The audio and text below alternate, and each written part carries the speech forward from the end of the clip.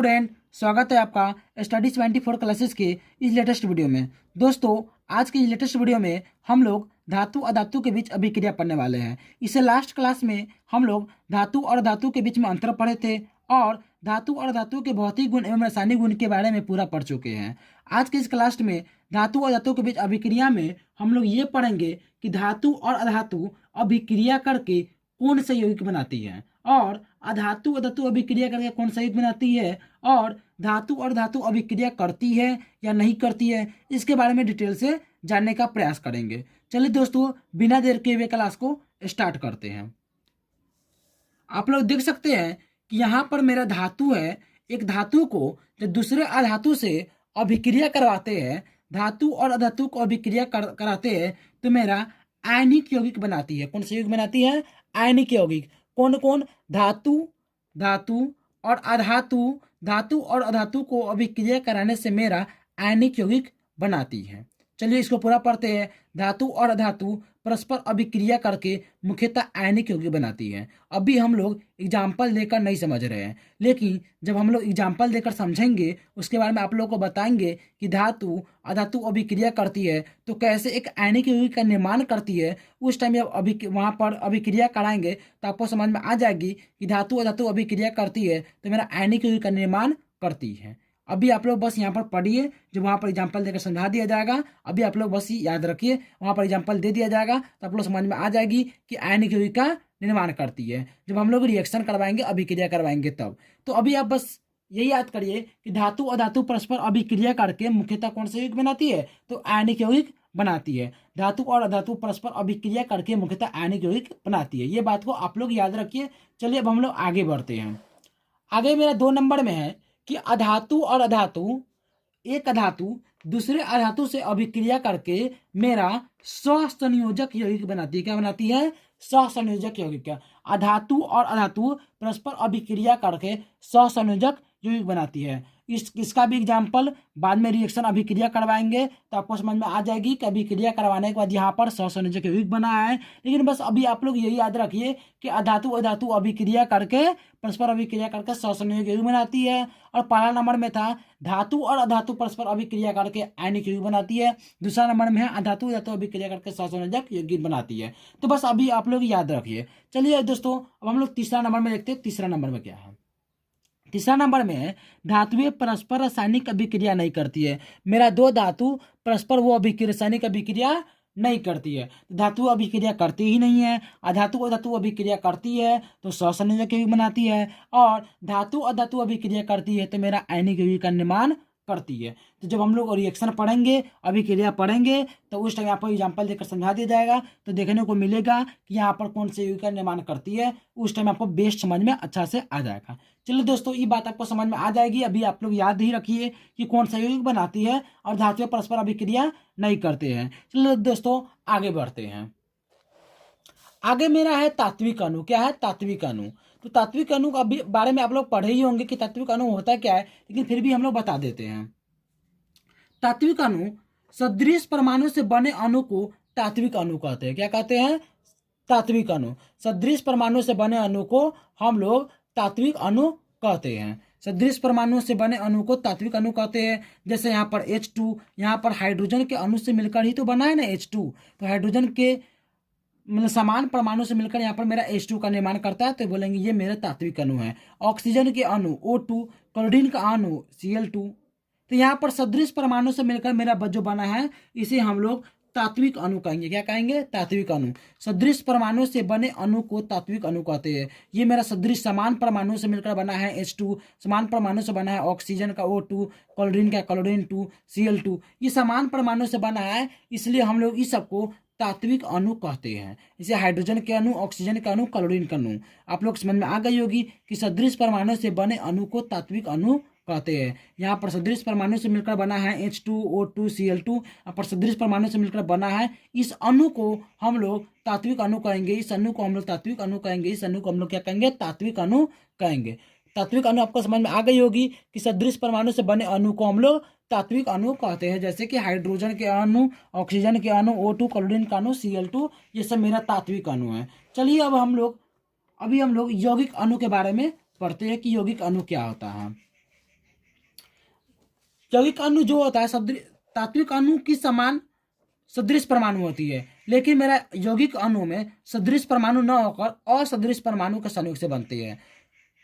तात्विक अणु में सदृश परमाणु होते हैं, जबकि यौगिक अणु में कोई सदृश परमाणु नहीं होते। यहाँ पर असदृश परमाणु होता है, जैसे पोटेशियम क्लोरीन से मिलकर पोटेशियम क्लोराइड बनाया है, और यहाँ पर कार्बन डाइऑक्साइड बनाया हुआ है। तो कार्बन और ऑक्सीजन मिलकर बना है, और पोटेशियम क्लोरीन मिलकर बनाया हुआ है। यहाँ पर कार्बन ऑक्सीजन का मिलकर बना है, मतलब अलग अलग परमाणु के अणु मिलकर यहाँ पर यौगिक का निर्माण किया है। आप लोग पढ़िए, दो असदृश परमाणु के संयोग से बने अणु को यौगिक अणु कहते हैं। जैसे पोटेशियम क्लोराइड, मतलब पोटेशियम का अणु क्लोरीन का अणु दोनों से मिलकर मेरा यहाँ पर यौगिक का निर्माण किया है। ये यौगिक का निर्माण का ये यौगिक अणु कहलाएगा। यहाँ पे तात्विक अणु कहलाया था, यहाँ पर यौगिक अणु कहलाएगा। CO2 ये यौगिक अणु कहलाएगा कि दो असदृश परमाणु, यहाँ पर कार्बन और ऑक्सीजन के परमाणु मिलकर यहाँ पर अणु का निर्माण करता है, तो इसे हम लोग यौगिक अणु कहेंगे। सदृश परमाणु से बने अणु को हम लोग तात्विक अणु कहते हैं, और असदृश परमाणु से बने अणु को हम लोग यौगिक अणु कहते हैं। चलिए दोस्तों आगे बढ़ते हैं कि आगे क्या है।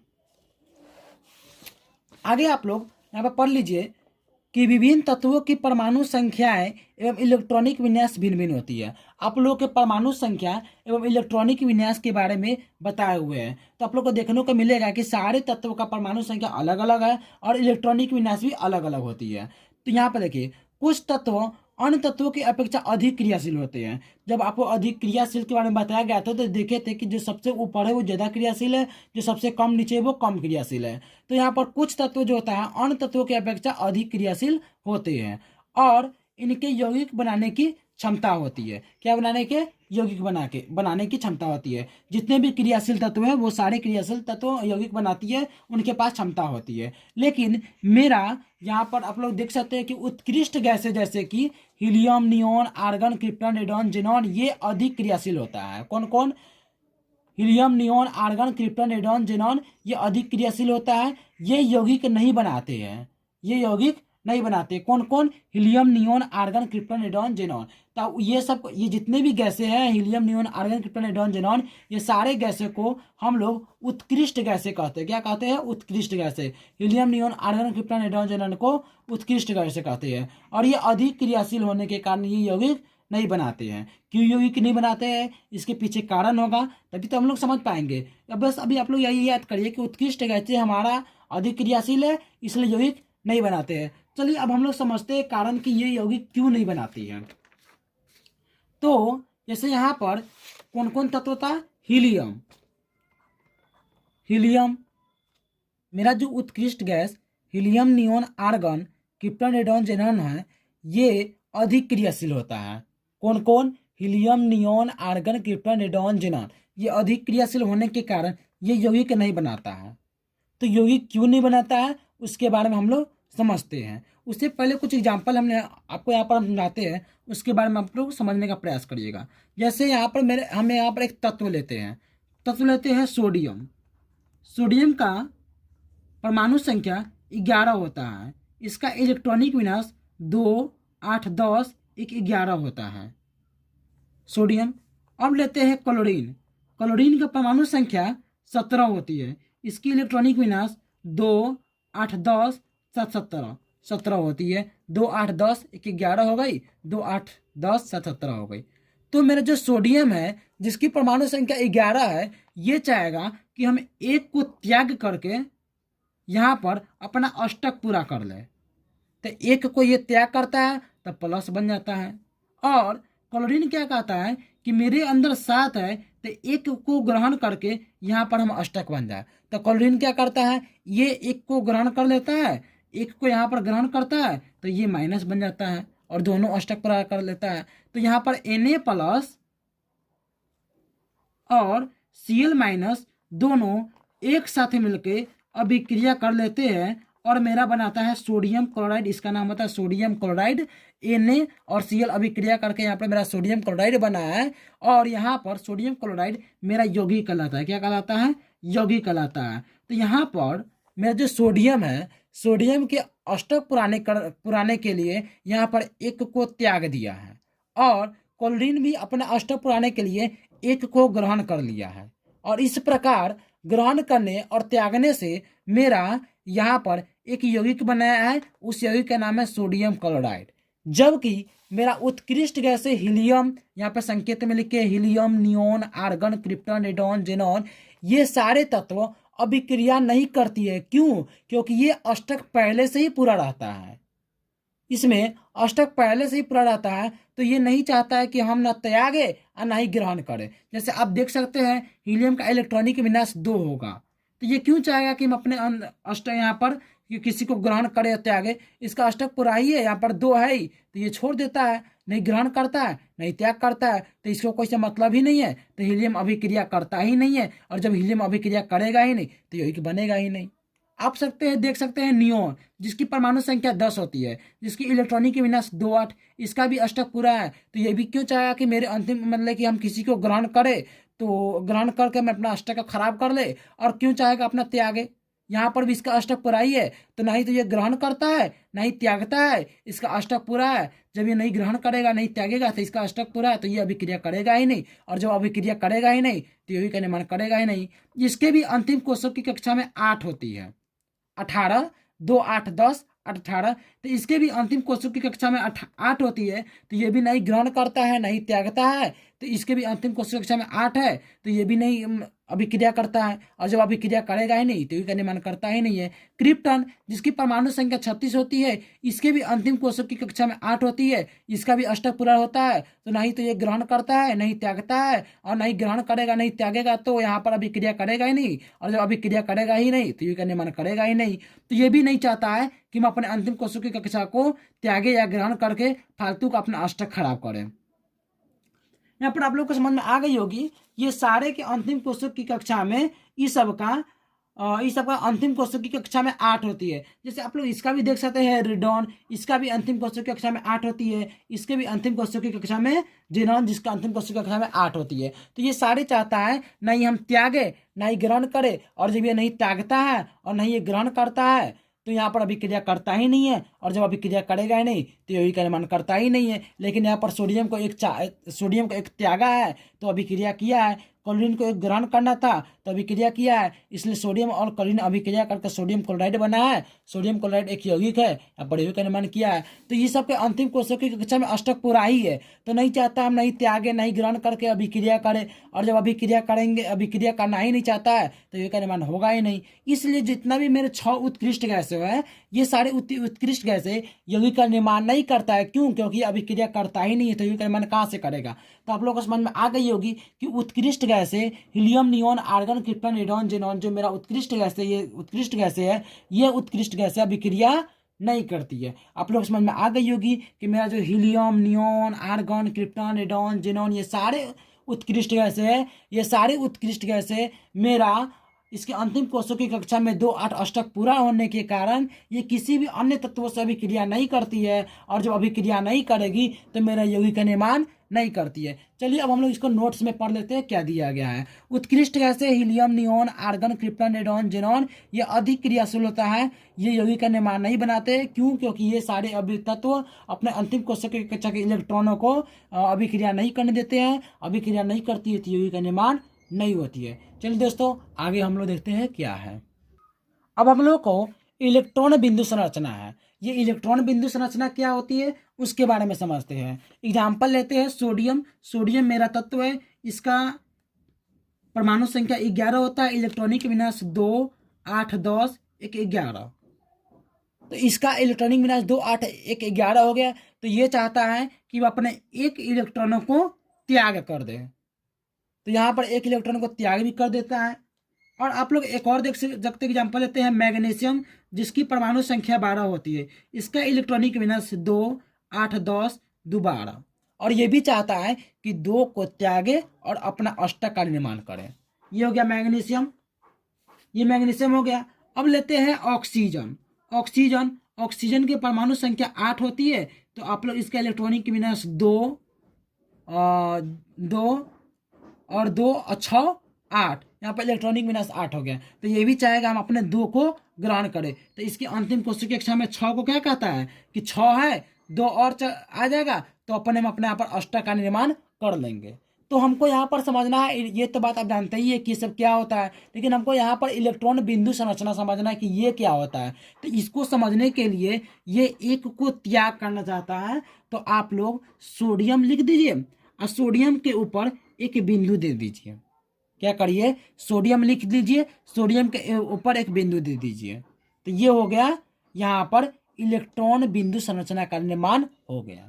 यहाँ पर मैग्नीशियम ले लीजिए, मैग्नीशियम जो दो है, यही दो तो भाग ले रहा है, इसके बाद तो अष्टक पूरा ही है, ये चाहता है यहाँ पर भी अष्टक पूरा हो, तो ये दो को भाग ही ले रहा है। तो इस दो इलेक्ट्रॉन को यहाँ पर हम कहीं बगल में यहाँ पे लिख देंगे, ये हो गया मेरा इलेक्ट्रॉन बिंदु संरचना। यहाँ पे ऑक्सीजन, ऑक्सीजन के अंतिम कोशिका की संख्या 6 है, यही तो भाग ले रहा है, तो इस 6 को इलेक्ट्रॉन को हम कहीं लिख देंगे 1 2 3 4 5 6। तो ये मेरा जो है, ये मेरा कहलाएगा इलेक्ट्रॉन बिंदु संरचना। समझ में आ गई होगी कि जो मेरा तत्व होता है उसके अंतिम कोशिका की कक्षा में जो इलेक्ट्रॉन होता है वही इलेक्ट्रॉन भाग लेता है, इसे बिंदु से दर्शाते हैं और इसी को हम लोग इलेक्ट्रॉन बिंदु संरचना कहते हैं। समझ में आ गई होगी। चलिए अब हम लोग पढ़ते हैं कि ये है क्या। आप लोग देख सकते हैं कि किसी भी रासायनिक बंधन के बनने में, किसी भी रासायनिक बंधन के बनने में परमाणु के बाह्यतम शेल के इलेक्ट्रॉन भाग लेते हैं। तो किसी भी रासायनिक बंधन बनाना है, उसमें बंधने के लिए मेरा कौन भाग लेता है, यहाँ पे एक ही तो, ये अंतिम कोशिका वाला एक ही तो भाग लिया है, यहाँ पर 2 ही तो भाग लेता है, यहाँ पर 6 ही तो भाग लेता है। तो यहाँ पर जो अंतिम कोशिका के इलेक्ट्रॉन जो भाग लेता है, इस इलेक्ट्रॉन को हम लोग संयोजी इलेक्ट्रॉन कहते हैं। क्या कहते हैं, संयोजी इलेक्ट्रॉन हम लोग इस इलेक्ट्रॉन को कहते हैं। कि मेरा जो यहाँ पे रासायनिक बंधन, रासायनिक अभिक्रिया करवाते हैं, तो जो अंतिम कोशिका के जो इलेक्ट्रॉन होता है और वो भाग लेते हैं, उसे हम लोग क्या कहते हैं, संयोजी इलेक्ट्रॉन कहते हैं। आप लोग देख लीजिए कि किसी भी रासायनिक बंधन के बनाने में परमाणु के बाह्यतम शेल के इलेक्ट्रॉन ही भाग लेता है, इस इलेक्ट्रॉन को हम लोग संयोजी इलेक्ट्रॉन कहलाते हैं। क्या कहते हैं, संयोजी इलेक्ट्रॉन।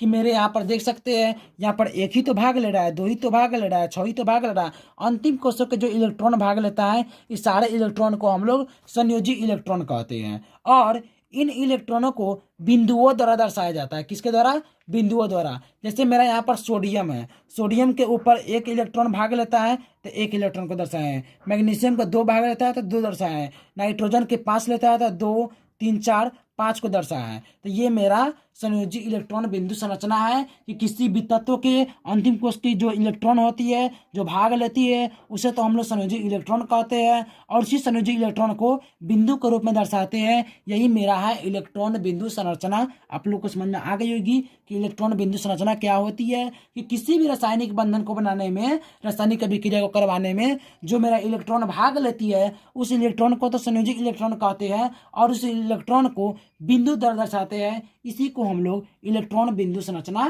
कहते हैं। समझ में आ गई होगी। चलिए अब हम लोग आगे बढ़ते हैं।